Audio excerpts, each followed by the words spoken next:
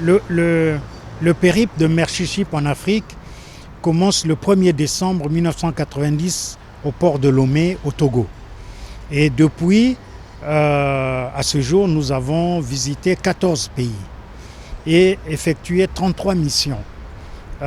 Et donc, on peut résumer en termes de résultats que nous avons réalisé plus de 105 000 opérations chirurgicales gratuites, que nous avons soigné plus de 200 000 patients en soins dentaires et que nous avons formé plus de 49 000 professionnels de la santé et agents communautaires de santé dans le renforcement de leur capacité à mieux appréhender ou à mieux servir les patients dans les soins chirurgicaux, obstétriques et anesthésiques.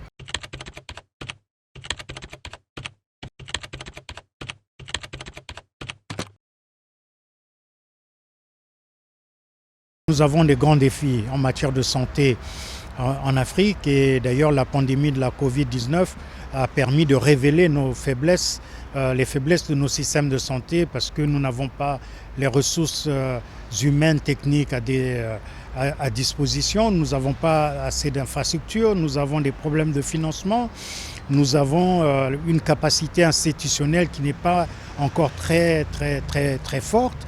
Nous avons un système d'information sanitaire qui ne nous permet pas de baser nos actions sur l'information, sur la recherche. Donc il y a beaucoup de défis, mais malgré tout, on peut aussi dire que depuis 30 ans, la mortalité de façon générale a baissé en Afrique de 40%, notamment entre 2000 et 2015. Donc on veut dire en même temps qu'il y a des difficultés, mais en même temps, il y a des progrès. Alors, il faut progresser davantage. C'est pour ça que le président Macky Sall nous a donné un défi, celui de réorganiser pour l'Afrique, les 47 pays de la région africaine de l'OMS, de réorganiser les systèmes de soins chirurgicaux, anesthésiques et obstétriques à travers ce que nous allons faire l'année prochaine. Nous allons faire une évaluation de base de tous ces systèmes dans tous les pays et ensuite bâtir un plan d'action sur 8 ans maintenant, puisque nous envisageons d'ici 2030 à mettre à niveau les systèmes de soins chirurgicaux, obstétriques et anesthésiques en Afrique.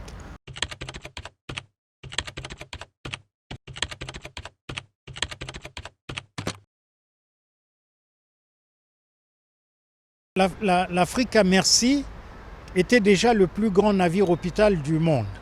Et il avait 6 salles d'opération, 80 lits, et puis une unité de radiologie, y compris le scanner et l'IRM, un laboratoire. Mais le Global Merci sera encore plus grand que l'Africa Merci, avec 6 salles d'opération, mais 200 lits d'hospitalisation, avec une clinique dentaire et ophtalmologique intégrée, mais aussi une unité de simulation. Ça veut dire que nous pourrions travailler avec nos collègues sénégalais qui ne sont pas sur le bateau, mais qui se trouvent en dehors pour pratiquement opérer avec eux, mais ils vont regarder, ils vont voir, et dans le cadre de la formation, c'est un outil important. C'est comme la simulation pour les pilotes des avions. Ils apprennent à piloter à travers ces laboratoires-là. Donc voilà, mais il ne faut pas oublier que tout ne se passe pas que sur le bateau.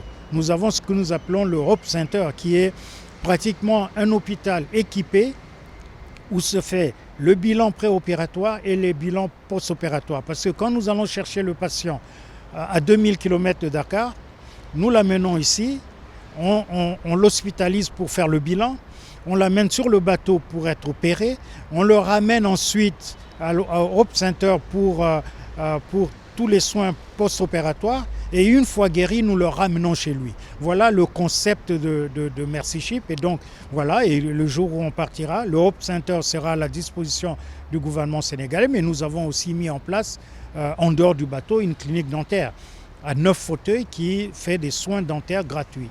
Et donc, voilà ce que le travail que fait Merci Chip dans un pays et au Sénégal.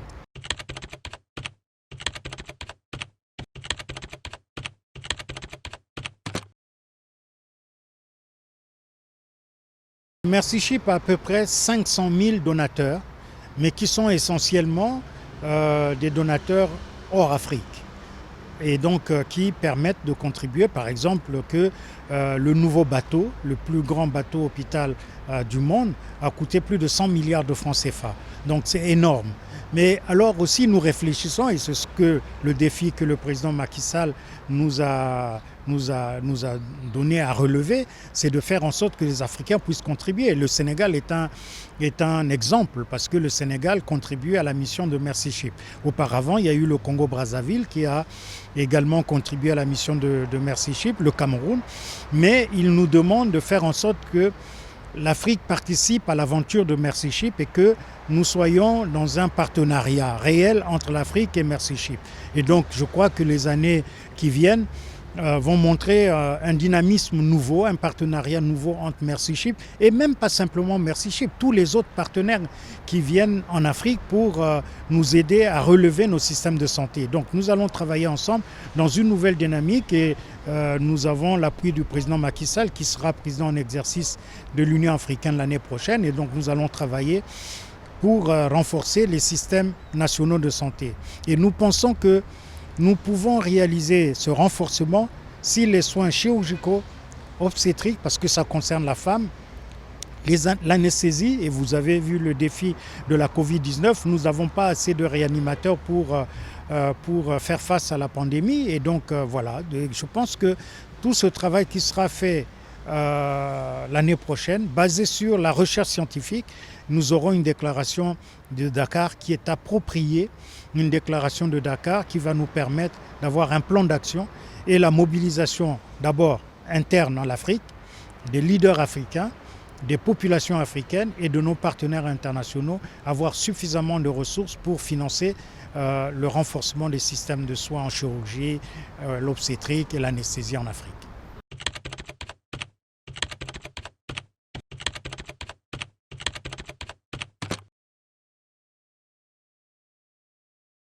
Déjà, dans la première phase qui a été interrompue à cause de la Covid-19, des restrictions dues à la Covid-19, nous avions déjà opéré un peu moins de 1500 patients.